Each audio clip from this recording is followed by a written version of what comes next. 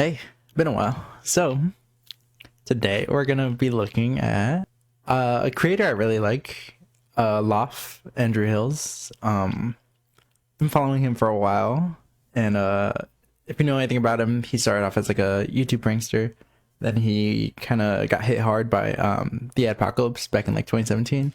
He then switched to interviews. I'm not really sure what he's doing nowadays. I've been watching him on and off. I didn't really watch him last year. I've been watching him on and off this year. He's just kind of doing vlogs and like he's been posting his old pranks on TikTok. So he's just kind of doing his thing. Still like him a lot, but I noticed he did an interview with this guy, Rollo Tomasi. I only know who this guy is because Elliot Holst does not shut up about him. From all the videos I've seen of Elliot Holst, he always cites the Rational Male. He cites Rollo Tomasi, and a lot of these like manosphere guys talk about Rollo like he's like the second coming of Christ or something. So I don't know much about him.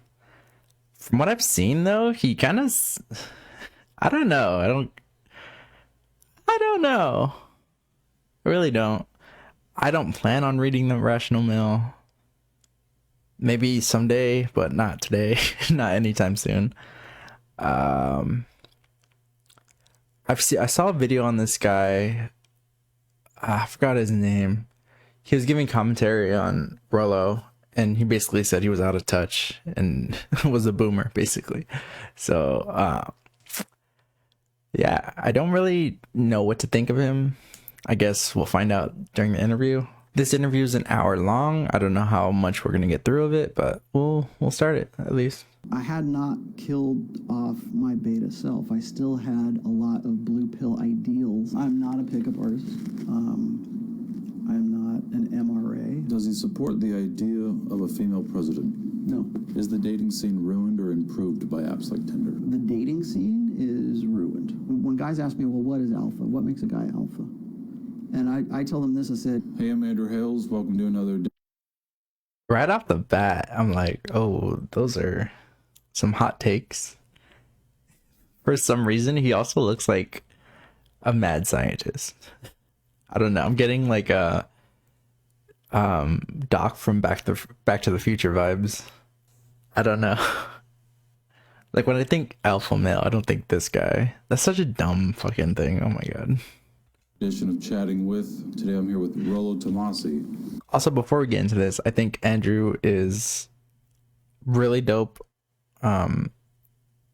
He's like the perfect intersection of like just like casual dude, prankster, kind of into education, PUA stuff, straight male stuff. He's just kind of like, he's just a typical guy. I'd say he's like an everyman almost. So he's not really political or like doesn't really have super hot takes on anything. He's just a guy trying to live his life, and I appreciate that about him. That's why I've always kind of liked him. And I'm not saying he's influenced by Rollo, but it's just if he ever does go down like the Rollo paths or like any other like right-wing path, like I'll be sad. I don't think he will though. I feel like I wanted to say more to that. Oh well. Let's see. okay, Yeah. Thanks for being here. sure. Thanks for having me. Author of The Rational Male. What instigated it, getting into the community? Well, there's a few things. I really back in 2001, I started listening to a terrestrial radio show host named Tom Likas, who I really liked at the time. And he, like, for a long time, I would have been very much against what he was talking about. I would have been like appalled by like some of the topics and the subjects. But then I started listening to this guy, and his delivery was, of course, very rough. I mean, he was a talk show host. I'm also getting Tom DeLonge vibes. I don't know. I'm drinking a white chocolate mocha venti from Starbucks. I don't know if he would classify that as alpha, so I'm already failing. That shit's good though. But what he was saying was true, and so I started thinking about these things and was sort of, I guess, comparing them to how I had lived my life up to that point with respect to intersexual dynamics, with respect to girlfriends and wives, so the thing that really kind of got me into writing and just talking about it wasn't really like I didn't set out to like write a book, or I didn't set out to start a blog. It was just having these conversations with guys in these forums, and that lasted for really, gosh, right up until about 2010, 2011. So look, about over the course of about 8 or 9 years, I think. And My man was creeping in them forums. Ew. I just started, I don't know, I guess contemplating the stuff and the choices that I had made up to that point, and you know, being married and doing the things that I've done. I just want, before we continue, how old is this guy? I heard he's in his 50s. I don't know how true that is. I'm guessing 40s, late 40s. Oh, Incels Wiki. Oh my god, ew. That's a thing? Established 2018. This is a thing? The Sobrain? What does that even mean? What? What am I looking at? Oh my god. Rollo Tomasi is a sobriquet, I think. I don't know. I'm dumb.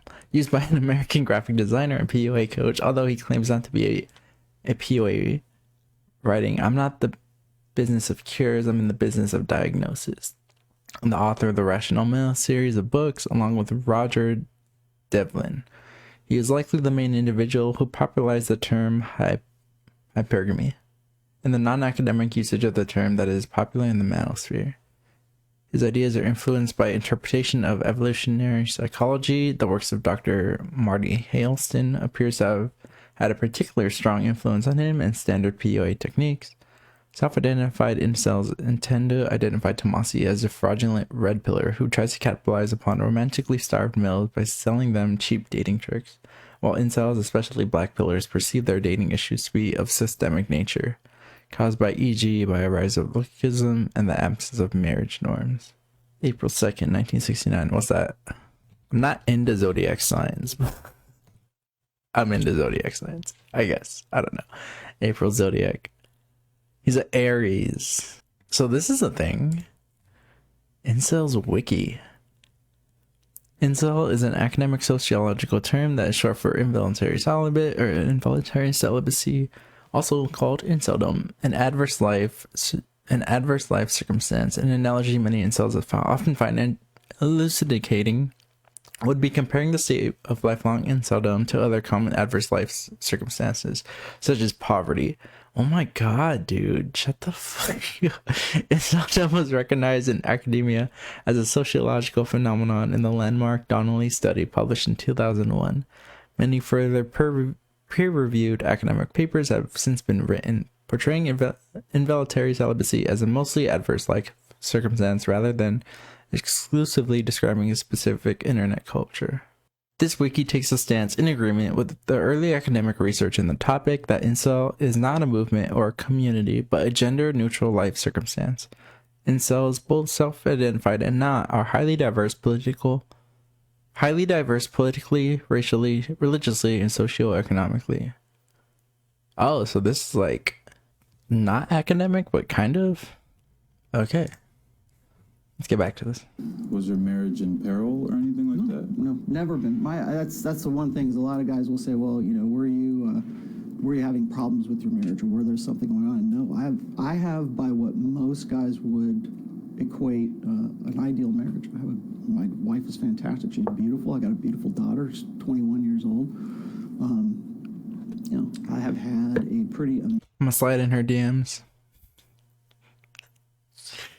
Sorry. Amazing marriage for 23 years right now. I started looking at this stuff, and I read, you know, I ended up reading The Game right around 2005, but this is all before that. So, But it was in 2003 that my brother-in-law ended up committing suicide. Oh. Because he had been one of these guys who, what we call in the community, very blue pill, very, for lack of a better word, beta, and was one of these guys who did everything by the book, did everything the Wait. I don't like that description. right way. And he got my wife's sister pregnant when he was like 19 or 20 years old. And everybody thought he was going to bail. They thought he was done. And he didn't. He came back and he did what everyone would have said is the right thing to do. And so he did. He married her. They had a kid. They had another kid after that. And the guy pretty much lived his life to facilitate his children and his wife and everything. And my sister-in-law is still a very gorgeous woman, really kind of married out of his league, I would say. And by the time he was about 40 years old, the kids were about to be empty nesters. And she decided that she wanted to sort of trade him up for a millionaire that she was dating. And it Oh, fuck. was at that point that, he's very kind of a stoic kind of guy. He wasn't really emotionally available, but you didn't really think that anything was wrong with him. And then in 2003, he decided to hang himself. And without any, fanfare, without any, really giving off any signs. Nobody really cared if he was okay or he wasn't okay. And so it was at that point that I kind of decided that I wanted to at least write something about this or have the conversations, because it wasn't so much the fact that he had committed suicide, but all of the things that happened in the wake of it, and how people dealt with it, and how she dealt with it, and how people who had no idea who these two people were, if I was trying to talk to a friend at work or whoever, it was interesting to see how women would take her side, and men would just sort of shake their heads, or they'd say it's either his fault or that's a damn shame kind of thing. Guess I'm leaning towards the damn shame, but I feel like there's more. I feel like there's way more to that. Isn't there? Men suicide rates. I feel like that's the category. Like 40 through 50 is like when men tend to commit suicide. He was kind of a statistic. That's kind of sad. I need to look into that more, because I feel like that's like a cultural and economic problem for men. It could be a number of things, like marriage, just like yeah, it's a thing. I gotta look into that. Okay. We talk about how women are sold a bill of goods, and how they can have everything, but I think we sell men a bill of goods as well. And in that, it's that if you're a good guy and you do these things and you follow the old social contract, you get a job, you get a wife, you get your kids, that is the source of meaning, or that is the source of happiness or fulfillment, whatever esoteric word you want to throw out there. But when that's taken away from them and they don't know what to do with themselves, that's when guys end up, either going to like prescription drugs or, like opioids or something. Or if you look at the suicide rates for men between the ages of 45 and about 60 or 65, that is the highest incidence of suicide. That's a demographic for the highest incidence of suicide, because these are the guys who get to that point and suddenly everything that they believed was going to be fulfilling or was going to be what they're supposed to do, doing the right thing. Once that's gone, they don't know what to do with themselves. And so for a lot of guys, if they don't know how to deal with rejection, they built up an entire life around this. Well, and that's pretty much the... Yeah, like I said, this feels like a more societal, cultural issue. And he's going at it at the angle, well, let's look at the relationships. I feel like that's not enough. And from the way he's like describing everything with like beta and alpha, that's like, it's only making it harder. Because then if you're like already in like a down position, if you're already like down on your luck, kind of about to go off the deep end, like using these terms, it's only going to harm you even more. So that's the problem I'm having here with his terminology and the way he's describing it. A lot of what we'll probably talk about here in a minute is hypergamy, and how that's sort of a redefined term. You don't really get to the red pill, I don't think, without really understanding what hypergamy is. And just how women have a dualistic nature with respect to their sexual strategies. So there's a guy who's the hot guy that they want to have sex with and short-term breeding imperatives, and then there's the guy who's, you know, the good dad versus the good cat, and there's the guy that's the good provider, the guy who's going to be a good father, the parentally invested guy. And so there's kind of like this, I don't know if you've ever heard of the Madonna horror complex for men.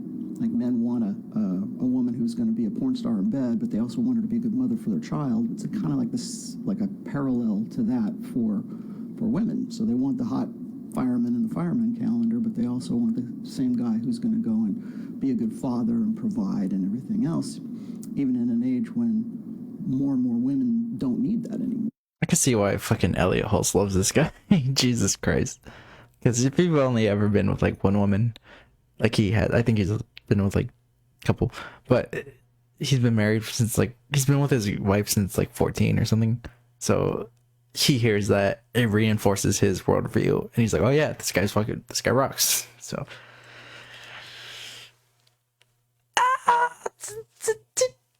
I don't, he was creeping on the forums for like a decade. This thing happened to his brother-in-law, and he said he was a beta blue pill guy.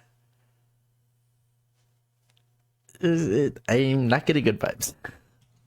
From the time when I married my wife, she was making more money than I was, and that changed within the first year.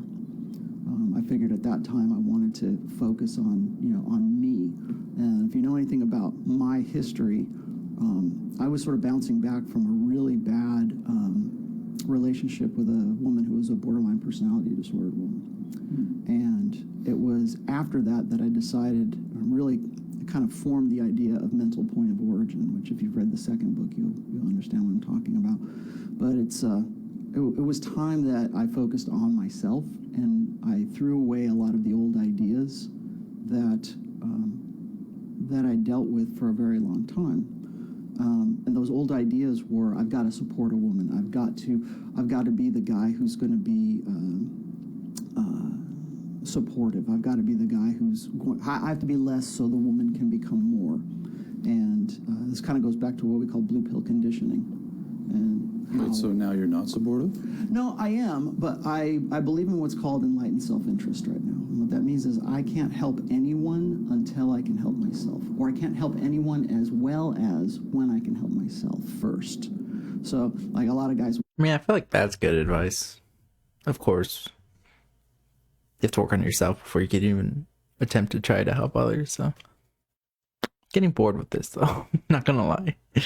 We'll get that. So they'll say, well, do you mean just be a selfish prick? And I'm like, no, that's not what I mean. What I mean is you have to be the first thing that you think about whenever you're making an important decision. I think it's his cadence. It's like very monotone. Really no personality behind it so far. I'm just like, thank God I have coffee. Really any decision. I'll give you an example. A lot of young guys that I talk with, they share the same problem, and it is that they get with a girl in their earlier years, in their formative years, like maybe their sophomore or their senior year of high school, and they want to do everything they can possibly do to maintain that relationship with the one girl who's their one-itis, right? Their one soulmate, and they do everything they can possibly do to maintain that relationship, up to and including changing the decisions that they had for themselves about their own ambitions, about the things that they wanted to do. And if you read the third book, I talk about this quite a bit, is God damn, how many books did this guy write? Preventative medicine, religion, positive masculinity. God, what's his take on religion? Ugh. Okay. Most guys do is they are brought up in a social order that teaches them to be to be useful, to be like servile, but be a utility to women. And so as a consequence of that, you see these guys who will get into relationships and they'll change their major so they can go and be at the same college as their girlfriend, or they'll turn down a job or some kind This seems very anecdotal. I don't know anyone who's ever done that. of opportunities in order to facilitate a relationship because they believe that that is their highest goal, that is their highest calling. And the reason that they do that is because their mental point of origin is not themselves, it is the woman that they're with. When I stopped thinking about that, when I started putting myself first and I started making myself my own primary interest, that's when I find out that I'm doing a whole lot better. When I'm not thinking about women, when I'm not thinking about how will this affect, like I want to do what I want to do, and this is how I think I can be successful, and this is how I think I can be the best version of myself. And that's when I came to the conclusion that women should only ever be a complement to a man's life and never the focus of it. Kind of agree.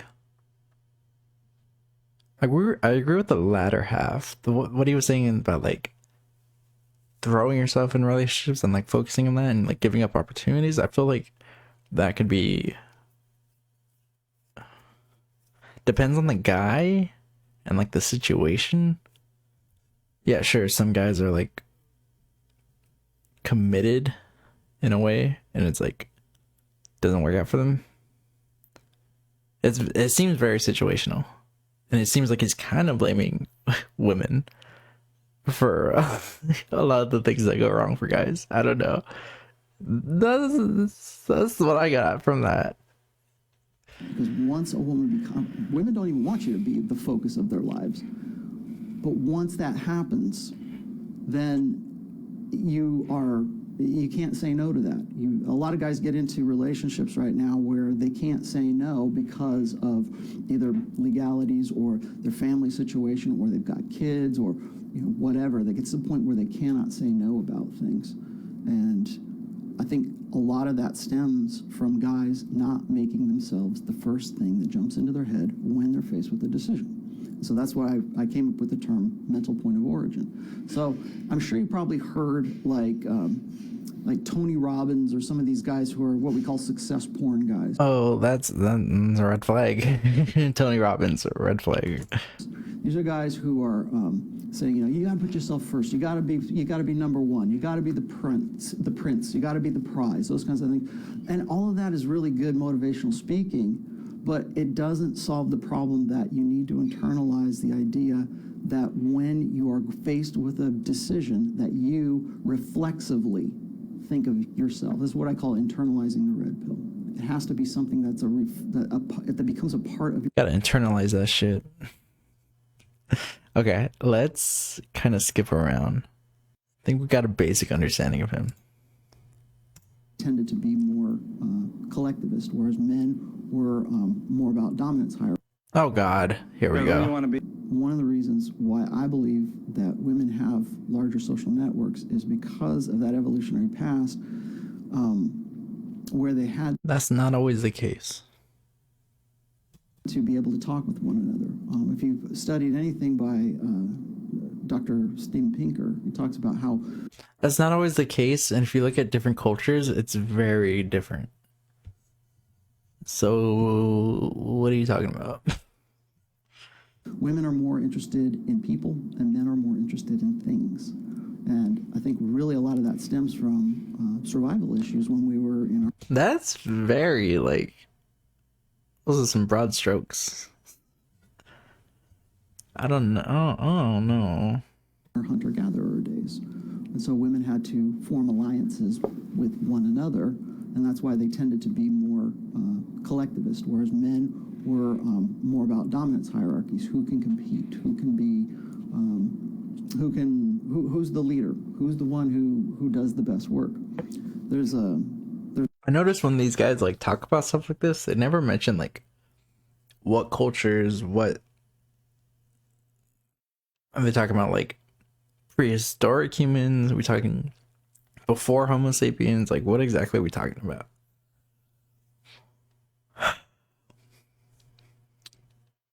Yeah.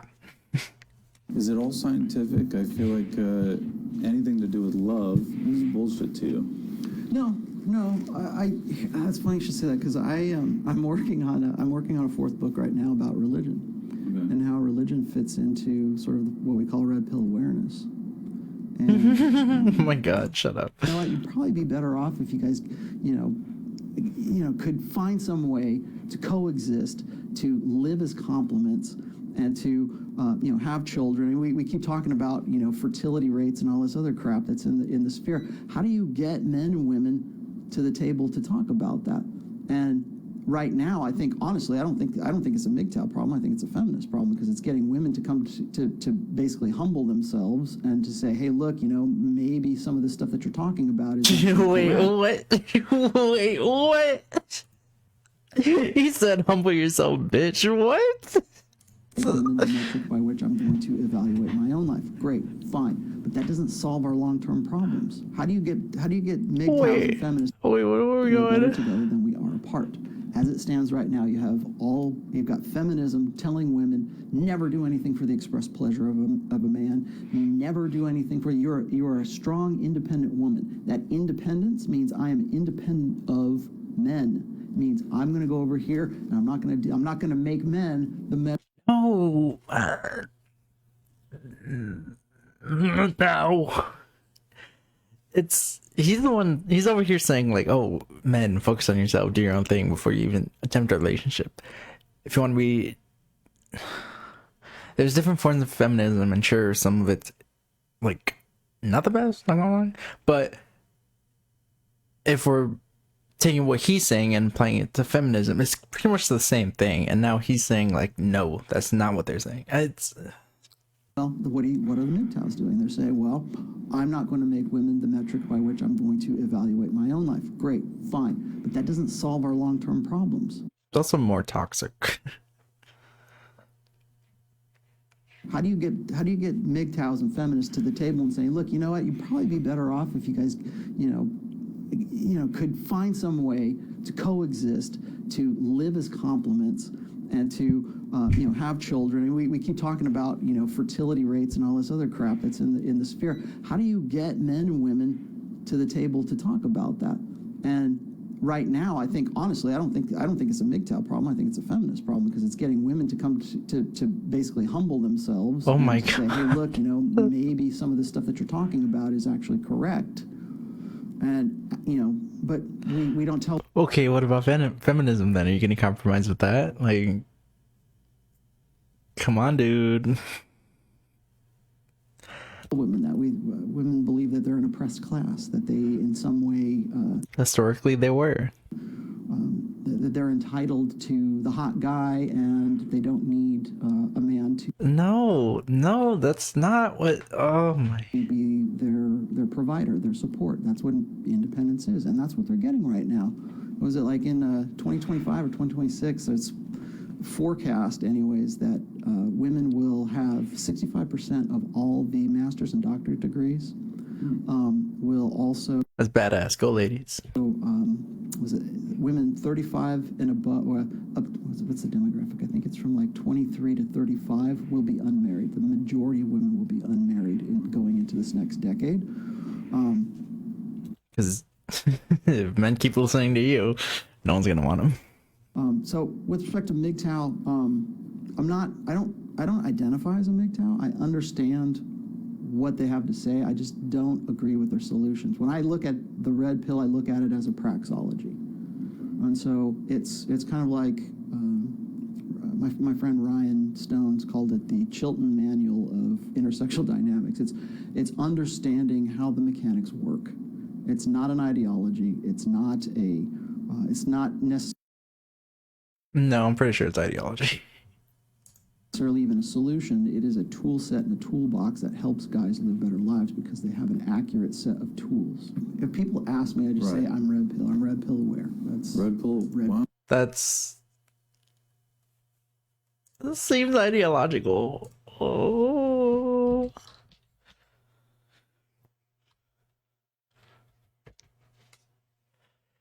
a system of ideas and ideals, especially one which forms the basis of economic and political theory and policy. Well, I mean, it's not that part, but it's definitely this part. So, whatever. Oh, so wait, what's that mean? Well, I'm the guy at the cocktail party. yeah. Okay, well, I fucking love Andrew. people ask me What are you talking about? What do you mean? all the time, like, what's the difference between blue pill and red pill? Red pill was actually something that happened, or the term came up right around 2002, 2003 when I was a moderator on the SOSWAP boards. What, the Matrix? You got Disney princesses. It's not enough that they're princesses anymore. They have to outdo all the boys. They have to. That, in fact, that's really been it's been the same plot line, since the mid '80s for Disney. Right now is the whole point of having a strong female little girl in the princess role is so that she can outdo all the ridiculous men. Great, we've had that. Fine. Well, okay. Granted, you can have that. Now, how about we actually go back to a movie where the guy is the actual masculine interest, is the actual, hero in that movie? We Does he not watch Marvel movies? Like, what the fuck? won't do that right now because we're Bitch, what do you mean? Have you seen fucking Captain America or Iron Man? What are you talking about? still selling this idea that the strong, independent woman is where that's the cultural narrative we want to put out there. Oh my god. Personality types. Myers-Briggs. You know anything about that? Yeah, I do. I'm not a fan. Oh, Andrew's like, fuck. That's his whole thing. astrology. Andrew's like, oh man. Here's why. You know what you are, Myers-Briggs? No, I don't. I don't really even know, honestly. I see Myers-Briggs as kind of like, and people. Oh man, I'm sorry, Andrew. He shut you down. Mumbo jumbo. Well, it's. I think it's time that we move past things like Carl Jung, and I know people will lose their shit when I say that, but Carl Jung, did he have some contributions to psychology? Yes, he did. No psychologist worth their salt actually uses Myers-Briggs for anything other than just like, a strong. Did he even? Now I'm questioning his credentials, honestly. He had after the Toronto van attack, Tomasi wrote a long article about incels. He argued that the incels often used as ideological whipping boys by many of the left and right in politics, describing incels as lost boys who typically weren't prepared to learn of harsh red-pilled truths. Huh? He criticized the media coverage of the Toronto incident, saying that it is not the manosphere that is chiefly responsible for incels' growing self-awareness regarding their plight, but the social escalation of women's open hypergamy. Get the fuck out of here, guy. As exemplified by online dating apps such as Tinder. Go fuck yourself, dude. He summarized typical normie attitudes towards incels, such as, the truth of the matter is incels have always been with us. They were losers, the nerds, before they were told to be cool, and the guys who were Darwin's dead ends. I knew dozens of them when I was growing up. I know many now, all of them building a life theme around their lifelong confusion and misery of not figuring out women. I know a lot of married men who are technically incels in their marriage. We like to say they're unlucky in love, or we'll say, don't worry, you're a great guy. Any girl would be lucky to have you. You're just meeting the wrong kind of girls, just be yourself, it'll happen for you. Then we don't fixate on our girlfriend's girlfriend. Then we hope they don't fixate on our girlfriend's girlfriends and then go out to figure out how the real world works. Everybody loves Carl Jung, right? Even Jordan Peterson sort of views him as almost like a messiah, I think. I think Jung is really sort of a Christ-like figure to some of these guys. And it's because a lot of his later work was really more metaphysical. I think that now in 2020, we have enough hard data to move past those things. It's time we move past Carl Jung. It's time we move past Freud. It's time we move past Skinner. It's time we can plot the human genome now. We can look and we understand more today about sociology, anthropology, psychology, our who we are, what we are as a species. Wait, whatever. I don't know if he's advocating like we don't teach it that at all, but it's still important to learn for the field. I feel like I'm not a psychologist. Sees what we are as human beings, animals, whatever you want to call us. What we are, we know more about that. Carl Jung, great, whatever. Because I'm harping on Jung because that's where MBTI comes from. Okay. Is the dating scene ruined or improved by apps like Tinder? The dating scene is ruined. Ruined. If too much, yeah. Well, paradox of choice. Well, paradox of choice, but also apps like Tinder, apps like Bumble, those two that put the onus of who women are going to meet on women.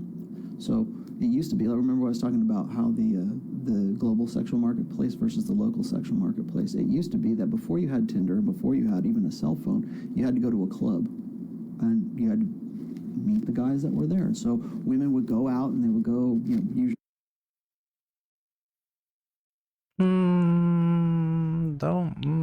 Okay, whatever.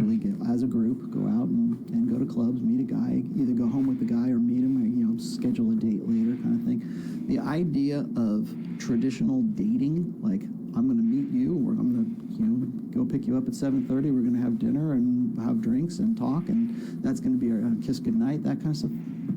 That shit's out the window right now. No, it's not. It still happens. What are you talking about?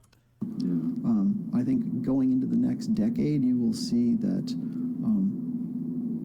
Was it ruined by Tinder? No, maybe, but more so because of the globalizing sexual marketplace. Those same girls don't have to Shut the fuck up, bro. You don't know what you're talking about. go down to a club to meet a guy anymore. They can go, oh, he's hot, he's not.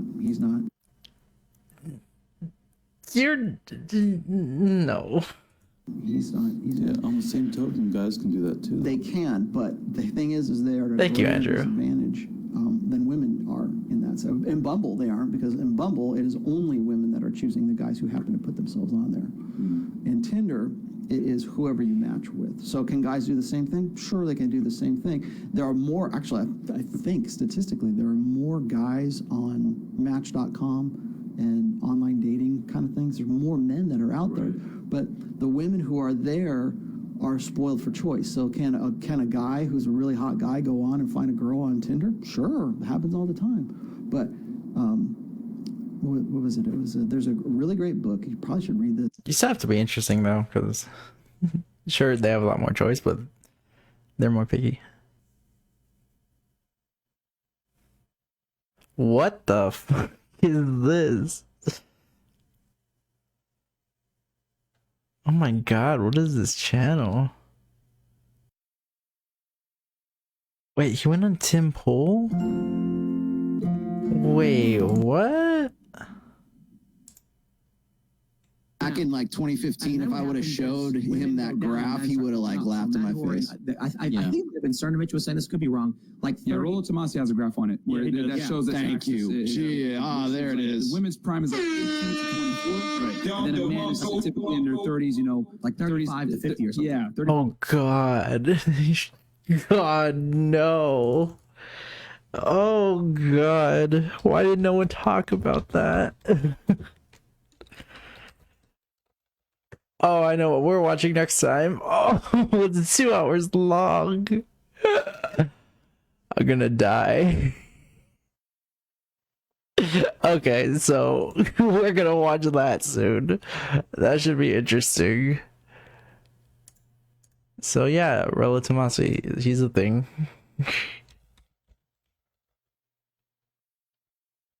Rollo. Oh, there he is.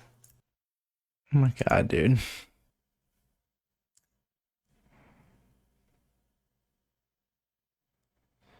Your ancestors survive an ice age. Oh my god, shut up, bro. god. These guys are all boomers. Fuck. Okay. Well, I think that's it for today. Let's just, okay, before we end it, let's just see what that latest video was about. I thought he was on Joe Rogan. I guess not. I don't like where this is going. Know this. Research has found that most men find most women at least somewhat sexually attractive, whereas most women do not find most men sexually attractive. Now, he's quoting this, and besides... Okay, I'm bored. Dude's just ranting. All right, well, I guess I'm looking at him. I don't know. We're gonna watch that Tim Pool one though. Oh god. Oh god. Stupid ass fresh and fit. Okay. Well, thanks for watching.